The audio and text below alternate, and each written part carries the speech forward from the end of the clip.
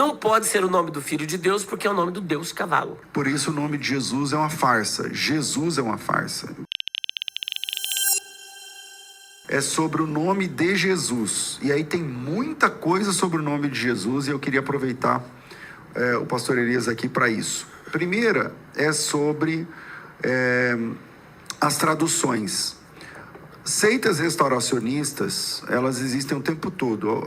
Muitas delas têm um caráter de serem seitas proféticas, né? São aquelas que marcam datas para a volta de Jesus. Algumas delas militam na ideia do nome de Jesus. Então tem as testemunhas de Iehoshua e testemunhas de Ial-Roshua, testemunhas de Al-Rushua, testemunha de Ialcha, agora tem Ialcha e tal.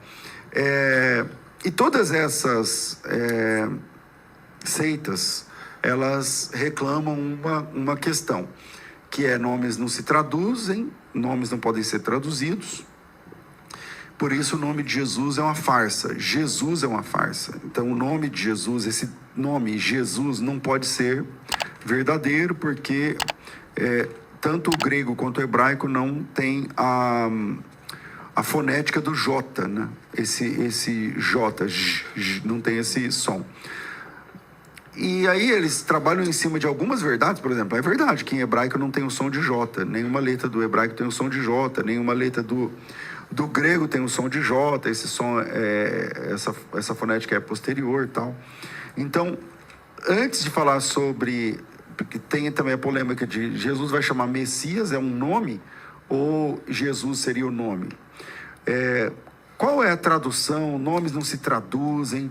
Quando o senhor vê essas pessoas falando sobre Ialcha, Iehoshua, Yeshua, Ial-Roshua, como é que a gente se comporta sobre isso e o nome de Jesus? Bom, vamos lá. O Filho de Deus, ele tem um nome, mas não apenas o nome. Nós entramos numa área bastante interessante, que é conhecida na área da linguística, mais precisamente na área da glotologia, que vem de glossa, língua, e logos, estudo acerca das línguas, que também recebe o nome de linguística. Dentro da glotologia, pastor César, nós temos um estudo chamado onomatologia. A palavra onomatologia, ela vem do grego onoma, que é a palavra grega para nome, mais logia, que vem de logos, que é estudo, mais sufixo ia. Logo, onomatologia significa a ciência dos nomes ou o estudo acerca dos nomes. E a onomatologia, ela assambarca vários estudos, como, por exemplo, a teonímia. A teonímia, que vem de theos, mais onoma, significa nomes divinos, ou nome de Deus. E quando falamos de nome de Deus, nós então incluímos todos os seres sobrenaturais, inclusive anjos também, por exemplo, Gabriel, Michael, que é o Miguel, o nome de Deus, o nome do Filho de Deus, o Espírito Santo, e também, curiosamente, visto que não é um estudo voltado para o meio evangélico, mas é uma ciência dentro da glotologia, faz parte também deste grupo de nomes, os nomes de seres sobrenaturais que também não constam na Bíblia. O nome do Filho de Deus, portanto, faz parte da teonímia, é um nome divino. Agora a grande discussão é: qual é o verdadeiro nome do Filho de Deus? Afinal de contas, é Yeshua? É Yehoshua? É Jesus? É Yalshua? Sei lá, tantos nomes, possibilidades aí que o pessoal vai criando. Esses grupos são conhecidos como os grupos restauracionistas do nome. E também tem os restauracionistas do próprio texto bíblico, dizendo que o texto bíblico, ele foi romanizado, a igreja corrompido, alterado. Agora preste atenção, só para o Novo Testamento, nós temos quase 6.000 manuscritos. E que foram descobertos, não é por evangélicos, por católicos, não. Pela arqueologia, que também é uma ciência que está a serviço da verdade histórica. E como é que a Igreja Católica, durante 3.000 anos, 2.000 anos, quando nem sequer existia, que passaram a existir a partir do 4º século, ela mexeu nesses manuscritos que vêm sendo descobertos ao longo do tempo. Poxa, teria que ser no mínimo onisciente, onipresente. E o Novo e o Antigo Testamento são dezenas de milhares de manuscritos encontrados. Portanto, eu não sou advogado da Igreja Católica. Mas uma coisa eu posso afirmar, isso é uma falácia. Não há como eles terem alterado. Ah, mas e os manuscritos mais aceitos? O que são esses manuscritos mais aceitos? É o texto crítico. O que é um texto crítico? Qualquer texto que tenha um aparato crítico é um texto crítico. Mas denominou-se texto crítico 3 dos principais: o Codex Vaticanos, que está lá no Vaticano, que até então a Igreja Católica arrogava ter o melhor texto e por isso ter a melhor interpretação, mas posterior a isso foi descoberto o Codex Sinaíticos e depois o Codex Alexandrinos e outros códex. Agora, o fato deles 3 serem os mais aceitos não significa que tudo que está ali é realmente como deveria estar, porque nós temos também os códex que foram encontrados, que são os códex bizantinos, os manuscritos bizantinos. E entre eles você tem, por exemplo, o textus recepto, o texto recebido, você tem a família 35, você tem o texto majoritário. Todos esses textos, eles perfazem um total de mais de 5.900 textos. E é curioso observar que muita coisa que estão escritas nestes textos não estão, por exemplo, nos manuscritos mais aceitos, mas que na tradução, por exemplo, eles apresentam, e não entre colchetes. Agora, existem também muitos registros nos códex esses que são descritos como menos antigos, que constam ali, não constam nos manuscritos mais aceitos. Bom, mas a questão não é manuscritológica, é sobre o verdadeiro nome do Filho de Deus. Então, primeira coisa, vamos lá. Nesses textos não há nenhum tipo de rasura, ou, vamos lá, nesses textos, ele está falando de textos na língua grega. Famílias de manuscritos diferentes, mas os textos são gregos. E esses textos, eles trazem o nome de Jesus em grego. Porque até hoje não foi descoberto nenhum só manuscrito, por exemplo, daquilo que eles batem o martelo e diz que Mateus foi escrito em hebraico. Seria o nome Matitiaho, que aparece com Matias, forma aplológica, né? De Matitiaho. Não existe um manuscrito advogando que o Evangelho segundo o Senhor Jesus escreveu Mateus foi escrito no texto hebraico. O que nós temos é a Brit Hadashah, que é o texto do Novo Testamento escrito em hebraico, que assim como a Septuaginta é uma tradução da Torá e do Taná, da mesma sorte, a Brit Hadashah é uma tradução do Novo Testamento, que é grego. Então, no Novo Testamento grego, como é que aparece o nome de Jesus? Bom, ele aparece como Iesus, e não como Yeshua. Nós dizemos que Iesus é a forma grecizada do nome Yeshua. Então, por exemplo, Iesus, muitos desses restauracionistas, eles procuram negar a realidade do nome Iesus, dizendo que ali não pode ser o nome do Filho de Deus, porque é o nome do Deus cavalo.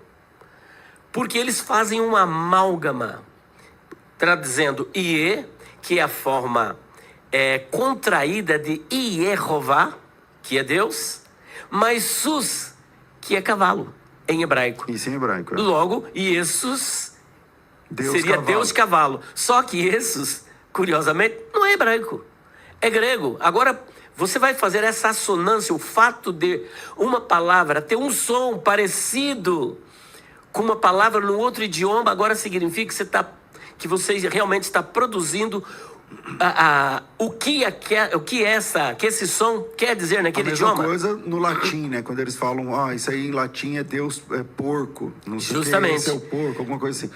Então, vamos lá. Cada idioma tem a sua peculiaridade, portanto, Iesus, que é o Senhor é o Salvador, o Senhor salva, né? Ele salva. E da mesma sorte, Yeshua é a forma contraída do nome mais amplo, que ele sofreu uma contração do nome Yehoshua. Aí já é o hebraico. Que é o hebraico, que é o nome teofórico. O que é o nome teofórico? Tudo isso faz parte da onomatologia. O nome teofórico vem de theos, que é Deus, e forel, que é trazer. O nome teofórico, seja qual deles forem, são os nomes que trazem um elemento divino. Por exemplo, o meu nome, Eliar ou Eliarro, né? Ou Elial, né? Os judeus pronunciam Elial. Tem dois nomes divinos que compõem este nome. Você tem El, que é um nome genérico, que fazia parte do panteão cananeu e da ideia de força, mas Iar ou Iarro, que é a forma contraída de Iavé, que sofreu uma aglutinação das vogais de Adonai. Então você tem Iavé é Deus ou Iavé é o meu Deus. No caso de Yeshua, depois do cativeiro babilônico, foi a contração do nome Yehoshua, que vem de Yerho, que é o nome de Iavé, mas Shua, que vem do verbo hebraico Yasha, que é salvar. Logo, Yehoshua significa Iavé é salvação ou Iavé salva. Vamos lá, tem aqui o Leandro Correia, ele está perguntando o seguinte: é verdade que o nome de Jesus era muito comum? O nome Jesus era um nome comum na época de Jesus? Isso é tão verdade que, por exemplo, no julgamento de Jesus, tinha ali um salteador, que Pilatos, também não sou advogado de Pilatos, mas Pilatos fez de tudo para que Jesus não fosse para a cruz. Porque o próprio texto diz, ele sabia que por inveja o haviam entregado. E a própria mulher dele, que não está, o que eu vou dizer agora não está na Bíblia. O nome dela, de acordo com a tradição, se eu não me engano, nos Atos de Pilatos, que é um livro pseudoepígrafo, o nome dela aparece como Cláudia Prócula. Cláudia Prócula, então, entra na audiência através de alguém e diz: olha, não entre na casa desse justo, porque por ele eu muito sofri. Agora, o que ocorre? Isso aí já está na Bíblia. Já está na Bíblia. Agora, só não está o nome. Só não está esse nome da Cláudia Prócula. O que ocorre? Pilatos tinha 1000 motivos para não levar Jesus para a cruz. E até ele queria provocar as autoridades judaicas, né? Só que ele, então, como era costume, sempre soltar um prisioneiro por ocasião da festa, trouxeram quem? O pior crápula da sociedade. Que eu costumo dizer o seguinte: quem é Barrabás? Barrabás sou eu, Barrabás somos nós, né? Falou: quem que vocês querem que eu solte? Barrabás ou Jesus chamado Cristo? De acordo com a história, Barrabás também se chamava Jesus. Tem Jesus o justo. São várias pessoas com o nome de Jesus na época. Assim como, por exemplo, na Bíblia são várias pessoas com o nome de Miguel, que a bem da verdade não é Miguel, é Michael, que a transliteração seria Micael. Isso é uma realidade, tinha mesmo. Vamos lá. Aí a Electra, ela diz assim: Jesus nem existe no hebraico, é Yeshua. Então, volta aqui a explicação, né? É verdade, né? Não tem como ter o nome Jesus em hebraico, porque em hebraico é Yeshua. Mas a tradução... Pessoal, é o seguinte: quando a gente era pequeno, lá em Barbacena, contaram pra gente uma história que nomes não se traduzem. Só que lá em Atos 9:36 está dizendo assim, ó: havia em Jope uma discípula por nome Tabita, que traduzido esse nome é Dorcas. Contaram essa história pra gente, que nomes não se traduzem, mas na Bíblia o nome se traduz sim, né, o tempo todo. Por exemplo, quando você tem a Bíblia King James, o que é King? É rei. O que é James? James é o nome para Tiago.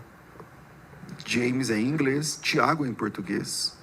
Assim, que por sua vez, Tiago vem de Jacobos, que é grego, que é Jacó, que por sua vez em hebraico é Yaakov. Então você tem Tiago, Jacó e James são o mesmo nome em línguas distintas, tá certo? Então em português, Tiago, em inglês, James, em hebraico, Yaakov, que é Jacó para nós, entende? Então, a mesma coisa, são muitos, né? Por exemplo, Guilherme. Guilherme, em português, em inglês é William, né? Então, enfim, nomes se traduzem o tempo inteiro. Mas contaram pra gente essa história, e aí as pessoas dizem assim: não pode traduzir o nome de Jesus, porque não sei o que e tal. Então, vamos lá. Quando você fala Jesus, assim, J-E-S-U-S, você está falando o nome do Salvador em português. Se for em hebraico, é Yeshua. Se for em grego, é Jesus. Se for, enfim, depende da língua, entende? Então, Por inglês é Jesus. Jesus. Então, a primeira coisa que a gente tem que assumir é que nome se traduz sim. Nome se traduz sim. Não é verdade que nomes não podem ser traduzidos, porque na Bíblia nomes se traduzem. E aí esse versículo de Atos 9:36, eu acho que põe um ponto nessa questão, porque havia em Jope uma discípula chamada Tabita, nome esse que traduzido é Dorcas. E não só esse, João 1:41. Este achou primeiro a seu irmão Simão e disse-lhe: achamos o Messias, que do hebraico é o Mashiach, que vem de machar, lambuzar com óleo, separar para um ofício. Que traduzido é o Cristo, que vem do grego Christos, da raiz grega Krio, que é lambuzar com óleo e separar para um ofício.